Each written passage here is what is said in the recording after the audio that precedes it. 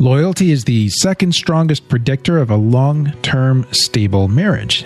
In other words, this is one of the most important features of creating a thriving, passionate marriage. We'll tell you what the most important predictor is during the show, but today we're going to focus on why loyalty is so powerful and how to create more of it in your marriage, especially in areas that we commonly get derailed. The Marriage Podcast for Smart People is designed to help busy couples like yourselves move away from conflict and unhappiness to build a marriage you'll love today and treasure for a lifetime. This podcast is made possible by listeners like you. Learn how you can help save marriages, prevent divorces, and keep families intact by going to oyf.support. Once again, that website is oyf.support. And now, here are your hosts, Caleb and Valinda Simone Gandel from Only You Forever. Welcome to the Marriage Podcast for Smart People. If you want to build a thriving, passionate marriage, we've got the research, the truth, and the answers you're looking for. We have what I think will be a marriage-stabilizing episode for you this week. This is episode number 174, and today we're going to be talking about loyalty. Hey there, before we get started, if you missed last week's episode, we discussed defensiveness in marriage. That hit a little close to home for me. Anyways, that's worth going back and checking out because defensiveness is one thing that every human being runs into, not just me. Also, make sure you hit the subscribe button so you don't miss any upcoming shows from us. And remember, if you are struggling with your marriage, we offer sound and research-based advice. Most of all, we offer hope. Okay, let's get into this loyalty topic for Linda. What does loyalty in marriage look like?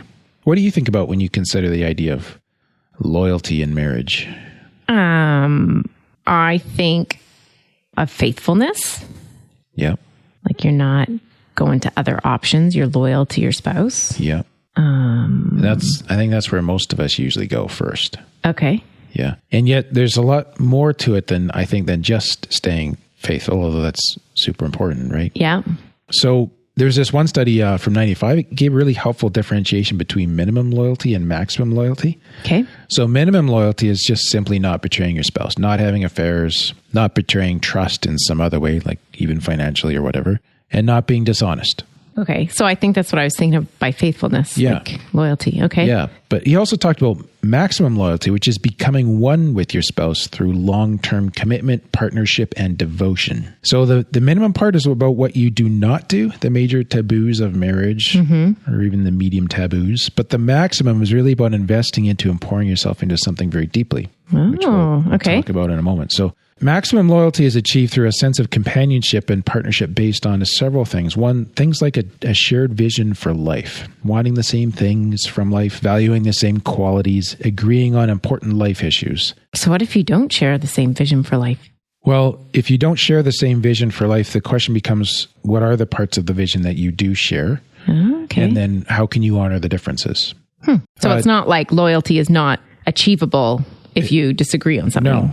Okay. No. I mean, that doing the work to reconcile that kind of situation is a demonstration of loyalty as well. Oh, right? Yeah. But also another way to show loyalty is joint important life goals. So having goals which matter to both of you, which you can work towards, such as parenting, community, charity work, spiritual practices, joint business ventures, and so on. So there's a lot around kind of moving together through the world and creating legacy that shows loyalty. Generosity is another way to think about it, investing in your spouse through affection, time, gifts, acts of service. Okay. And then fairness is another way.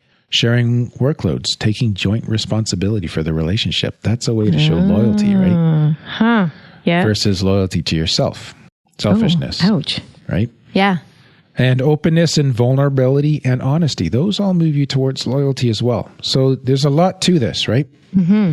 Now, there's some very practical aspects to loyalty too. If you keep your mind and heart open to the possibility of alternatives, you'll be looking at, flirting with, and showing a disloyal level of interest in other people. Okay. Yeah. Yeah. And this can really undermine any sense of loyalty in your marriage. And it's good to pause and ask yourself if you really do let your mind consider alternatives, or if your brain is truly locked into the idea of faithful monogamy to your spouse. Right.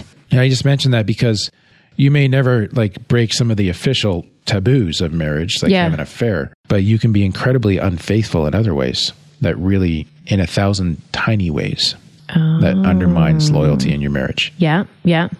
And so along the same lines, the issue of loyalty then comes down a lot of times to the choices you make, choices about how you spend your time.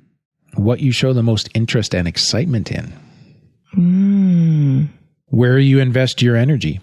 Are those things mostly pointed into the marriage or outside or away from the marriage? Does your spouse complain about being the thing at home or just a wallflower? Or does he or she really feel like they're the most cherished in all the people and things that you place value on? So those are other ways that we communicate loyalty or disloyalty as well. Yeah. Right? Yeah. All good? Yeah. I agree with all of that. So the other beautiful aspect of loyalty in marriage is not only commitment to the covenant of marriage and these little details, but the personal growth that comes from marriage. And this ties a little bit to what we were talking about last time. Because loyalty also implies that I'm willing to improve my own character and to bring more of myself to the marriage and allow myself to be challenged to grow and develop as a person. This kind of links to the defensiveness one from last week. Yeah. Yeah. There's a definite theme there, and we'll come back to that again later on too. And this brings a richness and a vitality that may be dormant in the marriage, right? Because it really changes the tone of why you're both there. So loyalty then can be something developed both within myself and between ourselves. Okay. Yeah. Now, let's talk about the benefits of loyalty in marriage. Like, how does loyalty actually help your marriage? The first thing to note is it's important in the realm of satisfaction. Okay. So loyalty is an important mediating factor between the actions and interactions in a marriage. It also impacts the overall levels of happiness and satisfaction in the marriage. So according to a study in 2004, actions and behaviors such as displays of affection, agreement, intimacy, and sex only positively influence marital satisfaction if love and loyalty are there as mediators. Interesting. Okay. So doing kind of those marriage things in marriage doesn't necessarily lead to a happy marriage unless the underlying characteristics of love and loyalty are there. I'm feeling the love and loyalty from my dog right now, Caleb. Because he's breathing his...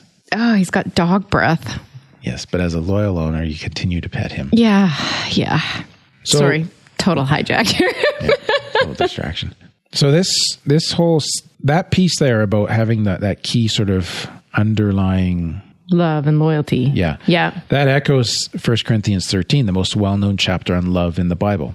That chapter profoundly underscores the reality that you can do all sorts of wonderful things, but unless you're doing them in love, the actions really are meaningless. And so this is kind of a good self-check to ask, I may be checking all the husband boxes or all the good wife boxes, but is it really clear that these things I'm doing are saturated with love and loyalty, right? You know what? This can be something as simple as making supper. Like sometimes I really enjoy making supper for the family. And other times it's like, I have to make supper and I'm not enjoying this and I do not want to be doing it. Right. And there's no love in that supper. Yeah. Can you tell that I was grumbling about making supper last night? No, but how are you tying that back to satisfaction? Well, you were just talking about if you're doing it in love versus the actions meaningless. Like you can do things in a marriage. Right. But you have to. Because you have to. Versus doing things because you want to, you're committed, you're loyal, you love, and the actions can come out of either direction. Right. And loyalty can also lead to marital satisfaction directly. So for couples that value loyalty and see devotion to each other as a priority in marriage, then being happy with the loyalty displayed by your spouse is enough to create high marital satisfaction independent of any other factors. And I think that's also a great point from the research because it means we need to be willing to stop and notice and be grateful for the loyalty that we may already be experiencing but taking for granted. So if you're listening today and you're thinking, I have a loyal spouse, go home and comment on that. Right. And it might be loyal in a different way. Like you might be looking for something in one department. Right. And because it's not there, you're ignoring everything that's happening in all the other departments of your marriage. Right. Is that what you're saying? Yeah, it could be that. That's not what I'm saying, but that's a good point too. All right. So I'm just saying that the acknowledgement of the loyalty increases marital satisfaction. Really? Yes. Like your internal process of acknowledging that and appreciating that increases your satisfaction with the marriage. So sometimes you just need to stop and smell the flowers. That's what this is saying. Okay. Now, loyalty also impacts, as you would expect, long-term stability and commitment to the marriage. So there was a study in 93 that interviewed 147 couples that had been happily married over 20 years, and they found that loyalty to the spouse was the second strongest predictor of a long-term stable marriage. Okay. And we just wanted to note this so we don't miss the significance of this subject of loyalty. Like this is the number 2 factor in a long-term marriage. So loyalty. Yeah, don't miss that point, right? Okay. And I did say in the intro, would let you know what the number 1 predictor was, which is seeing marriage as a lifelong commitment. How is loyalty and commitment different? Like, is that not the same thing? Obviously, it's different. They're really tied together, but commitment is the idea of, I'm sticking this out even through the good and the bad. Okay. Whereas loyalty is a personal investment towards you. Oh, okay. Right? Yep. There's other things like close friendship and companionship in the top 10. So you kind of get to see, like, in this top 10, there's all these things on the same spectrum of loyalty, commitment, oneness, right? All super important to creating a lifelong satisfying marriage. Yeah. So on this note, we've created a bonus discussion guide again for our patrons. And this is what I'm really excited about because it steps you through a really in-depth discussion with your spouse on things like what loyalty looked like in your family of origin. Because that's an issue that we're going to discuss. Yeah. The times when loyalty was broken in your life, because that may be playing a role in your marriage today, past experiences. Yeah. And what does loyalty mean to you now, like today? And you can get this by becoming a patron of the Marriage Podcast for Smart People. And we'll just take a quick break to tell you more about that. What happens when the fairy tale marriage meets reality? Too often, high expectations lead to disappointment, communication breaks down, and the struggles of day-to-day life become overwhelming, leaving you feeling lost and without hope. Unfortunately, marriage does not come with an instruction manual. Marriage troubles are deeply personal and can take a toll on you, your spouse, and your family. Counseling can be expensive and divorce is very costly. It doesn't have to be this way. Caleb and Valinda understand your pain and frustration. Their mission is to help save as many marriages as possible, and to date, thousands of couples are helped through their weekly podcast. But the most important marriage they want to help save is yours. With a minimum of a $10 investment a month, you gain access to exclusive bonus content and valuable information to help you succeed in your own marriage. Learn more about saving marriages and how you can help at oyf.support. That's oyf.support. You're listening to the Marriage Podcast for Smart People. Before the break, we were talking about how long-term stability is powerfully influenced by loyalty. And there's a couple more benefits to loyalty we should talk about before we talk about the common areas where we get into conflict around loyalty. Okay. And then how to resolve those, of course. So the other good thing about loyalty is it buffers against fear. Now, this was an interesting study from 2002 where it showed that, or they found that making participants think about frightening existential issues like death or mortality caused them to report higher levels of commitment and loyalty to their spouse. Really? Yeah.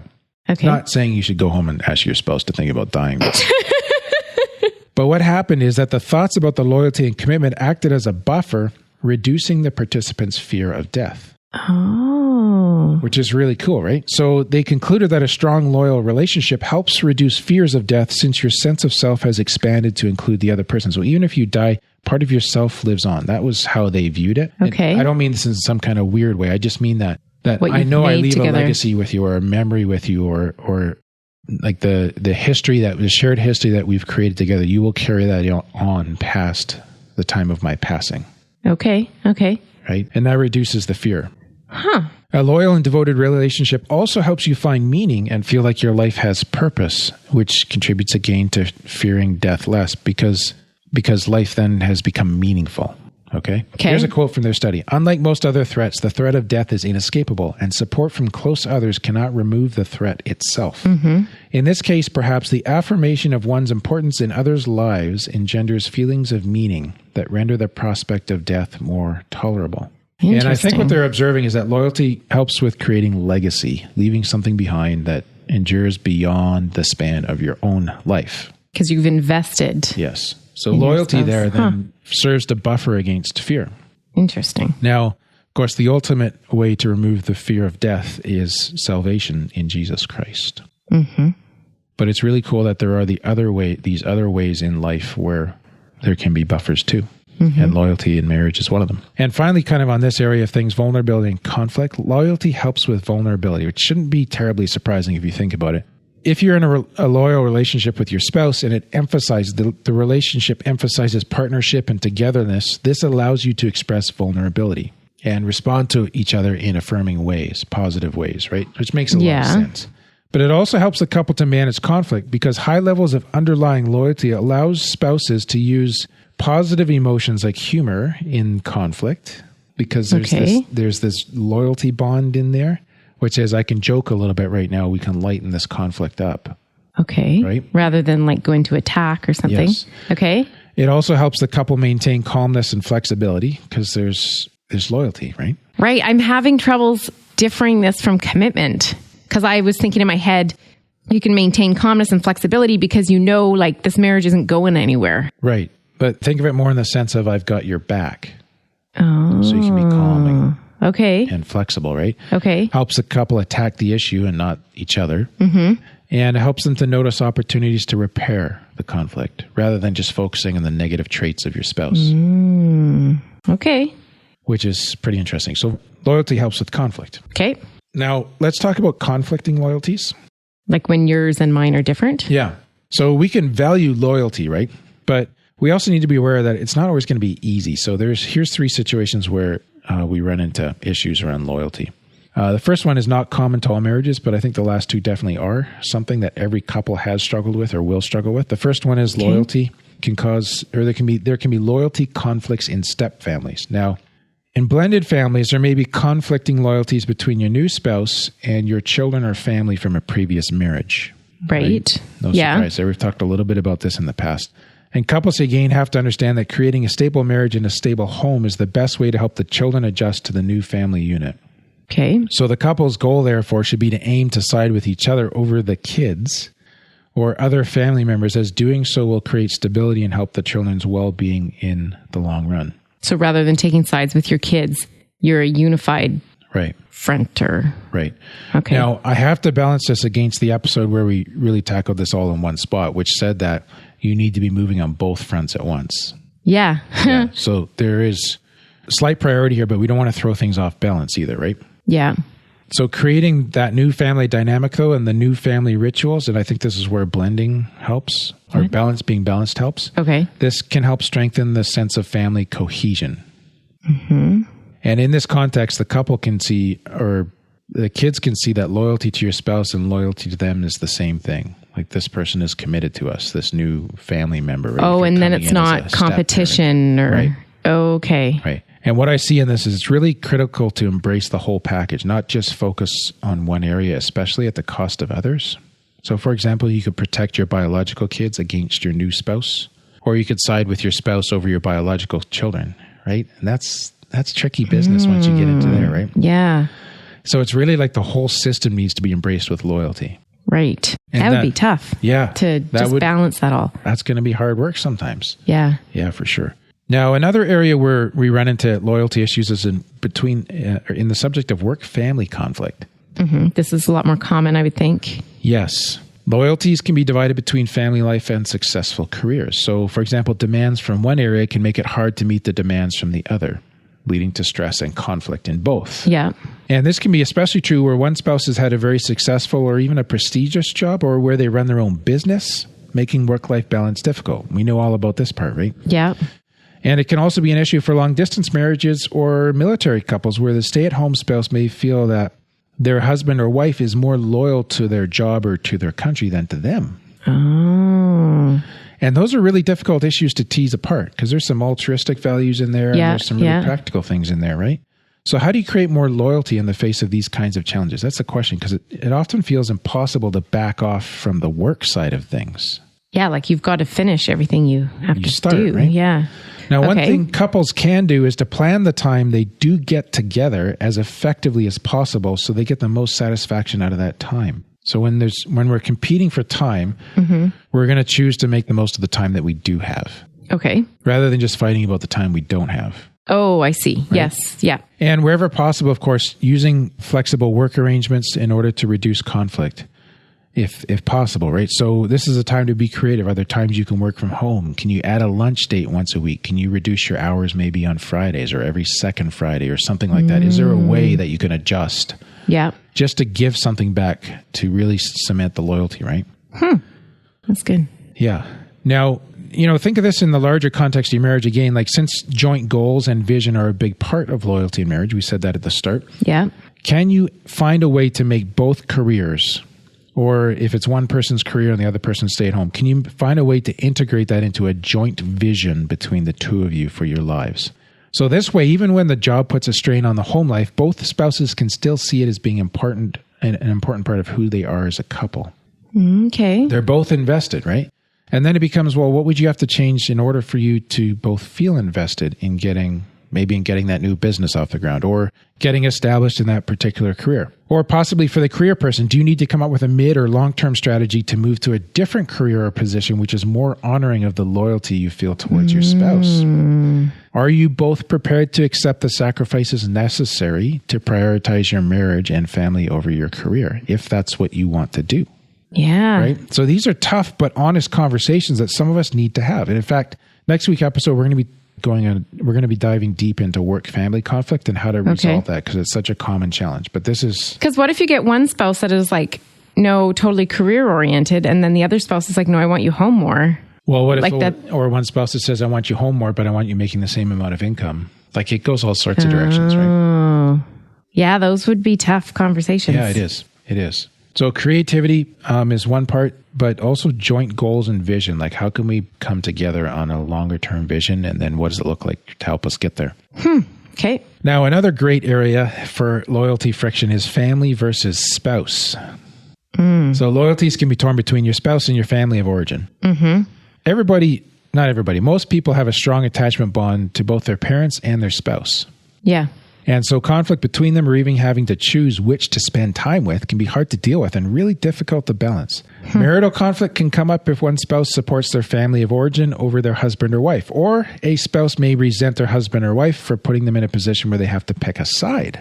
Why do you always make me choose between them? Yeah. Yeah. And you, right? In my opinion, spouses should always aim to side with each other, and there's going to be a caveat to this, so it's not actually always, okay? Okay. To side with each other and support one another over their family, but they also need to be sensitive to the fact that this can be hard and it actually can feel like you're betraying your family when you're doing this, right? Yeah. Now, the side with your spouse versus your family thing, there's one clear caveat on this is for abusive marriages, because one key abusive tactic around power and control is social isolation. So the abuser will try to isolate the abused spouse, right? Yeah. And in that case, I would encourage, as much as it's safe to do so, for the abused spouse to keep in touch with their family, even secretly if you need to, because you're going to need that support network when you decide to leave. Okay. And so just let me qualify that this is not a carte blanche rule that should be applied to every situation. But in non-abusive situations, I've found that in my experience talking to couples, it works better to side with the spouse first and then to figure out the family second. Yeah. In terms of loyalty. Yeah. Okay. Now, just let's tease it apart a little bit, though, because one of the issues that comes up is norms, ways of acting, traditions, right, around families. Yeah. So families develop these things over many years, and they come to see those things that they've developed as fixed. Like, this is always how we do Christmas. This is how we celebrate this holiday, right? Yeah. And yet, when you get married, it can be hard for the new spouse to adjust to these things that the other party looks like they're at them as if they're fixed. But the new spouse is like... But they have their own that are fixed. Yeah, mine are different than yours. So obviously this is arbitrary. Right. Right? So this is where it can But it doesn't feel that way when you're going home to your family. No. Okay. And so when you get married, then you go with your spouse, and because, these things are fixed in the mind of your spouse and your spouse's family, it can actually then feel like your spouse is being more loyal to them than to you because they roll with that tradition. Okay. So for example, refusing to change a Christmas tradition by saying, that's just how we do things. Right. Or maybe in some other way, you justify your parents' behavior by saying that's just how she is. These kinds of comments indicate that loyalty to your family over loyalty to your spouse is kind of what's going on, right? Huh. But don't you think that they can indicate that. You may not be feeling that. Maybe you're just being oversensitive. That's possible too. What does it matter if it's their tradition or your tradition or... I wouldn't necessarily start with calling them oversensitive as much as just trying to understand why it's so important to them. Right. Okay. Right. Yeah. Be curious. Yes. I can agree with that then. So it's probably a good idea then when you get married and if you are married and have been a few years and this is a hotbed of issues for you, is there a way that you can see those norms as not necessarily being set in stone? And then kind of being flexible. Can you put some effort into accommodating your new spouse into the existing norms of the family, or set up even new norms and traditions of your own as a couple? Sometimes you'll need to have a discussion with your own family as well to help them understand how or why you're wanting to change the norms that you've accepted in the past. So, I have a wife, Mom. We can't always do Christmas like we always have. We need to face this reality. She has as much right to be with her parents for Christmas as I do to be with you for Christmas, kind of thing, right? Right. So loyalty is something that can be challenging to navigate. Then we see this in this norms issue as well. Right? Yeah, for sure. But don't forget, it's a top 2 predictor of creating a lasting, satisfying marriage. So it's worth figuring out. This is worth struggling over. Okay, very interesting. We want to thank Judy for becoming a patron between this recording and our previous one. Thank you to all our supporters. We appreciate you so much. And Caleb? Next week, we're talking about work-family conflict, as I said. Oh, you told us that during the thing, right? I think it's a very common thing. Like, it happens to all of us at some point, at least during the span of our lives. Yeah. And I kind of think, like, even if you have the same long-term goals, like when it comes down to the nitty-gritty, it's, I don't know, it's easy to get you can get on a project or something, or something changes at home with someone's health and the demands change. Yeah. It should be interesting. That is all for today's episode. You can get the full show notes at oyf.link/174. Find out how you can help marriages. Go to oyf.support. Thanks, and we'll see you next week. The Marriage Podcast for Smart People is totally funded by listeners who support Caleb and Valinda in their mission to save marriages. If you would like to be part of this worthy cause, open your web browser to oyf.support. A minimum investment of $10 per month will help restore hope to married couples. Plus, as a patron, you'll gain access to exclusive bonus content and valuable information to help you succeed in your own marriage. Go to the website oyf.support now for more information. Thanks for listening to the Marriage Podcast for Smart People from Only You Forever.